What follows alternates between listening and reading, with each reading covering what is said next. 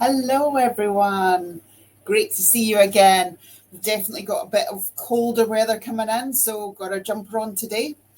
But today, what we're going to talk about is something that's really close to my heart as well, because I see this a lot. I see it in my own family, I see it in lots of other people's families, and it drives some of the parents and carers in our families mad. It's why our children run to their safe person, and it's understanding that power of trust. So, have you ever noticed that a child will almost always run to one specific adult when they're upset, scared, or overwhelmed? Maybe it's a parent, maybe it's a grandparent or a teacher. And sometimes the other adults sitting there wondering, why not me? It feels like such a rejection. What's so wrong with me? I'm sitting here. I could help you too. So today we're going to talk about why children continually go to that safest adult and what that tells us about trust, attachment, and emotional safety. This is really, really important stuff. So children are wired for survival, and part of that survival is finding the safest place for them to land. Okay?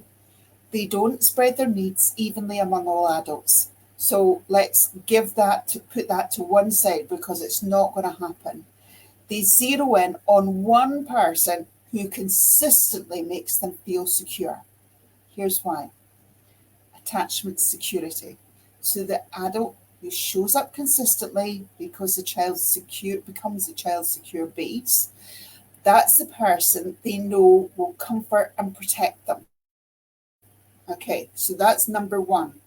Number two, trust is built over time. It doesn't happen overnight. And if you happen to be the parent that's out at work all the time, who's not there consistently, it doesn't build in the same way who's the parent who is there all the time. So children don't automatically trust everyone. Trust has to be earned through repeated experiences that form that safety and that care. So nervous system regulation, kids learn quickly who helps calm them down the fastest. Their body remembers that and they return to that person automatically. There's also fourth thing to think about is efficiency. So relying on one trusted adult reduces risks. Let's face it, you're going to have the same response each time from the same adult. But with the best will in the world, two adults are going to have slightly different responses. And it's safer for them to go for who is the sure thing than to test out anyone else. So when a child starts to cling to an adult, it isn't about rejecting others. It's about them protecting themselves. It's not about you, it's all about them. So by sticking with the person they feel the safest with, they're going to feel the most secure in those really tricky moments. So what can the other adults in this child's, a young person's life do? So what happens if you're not the chosen adult? First of all, try your best not to take it personally. I know how hard that actually is because I see it time and time again, and I've absolutely seen it within my own family as well.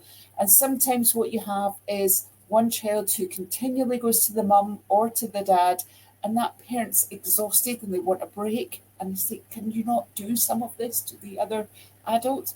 But you know what? The child is going to the person who they feel safest with. So let's think about the adult who's involved but is not that chosen one.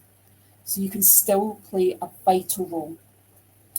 Show up consistently, be patient, build small moments of trust, and over time, what we're hoping you will achieve is that the child's circle of safety will grow. But it starts with just one person they know they can count on. You could grow into being number two. But you have to be consistent, you have to be patient, you have to build those moments of trust. And do you know what? If you make a mistake, own it. If you say something awful, go back and say, sorry, I didn't mean that. That was about how I was feeling at that time. It wasn't about them. Go back and build that relationship. It's hard, but it's absolutely worth it if you can gain that trust of that young person. So the next time you see your young person running straight to arms of their safe person, know this is a powerful sign of trust and attachment, and it's survival at work. And if you want to be that safe person, it's not about being perfect. It's about being consistent, warm, and reliable. And that's how children learn who they can truly depend on. So try and be that person. And if you don't get it right all the time, own it. Go apologise, go do whatever you need to do, but try and then the next time, consistent, warm, and reliable. Remember, it's not perfection we're seeking, it's progression. So let's keep going with that progression. Okay, that's all for today. See you next Thursday. Bye-bye.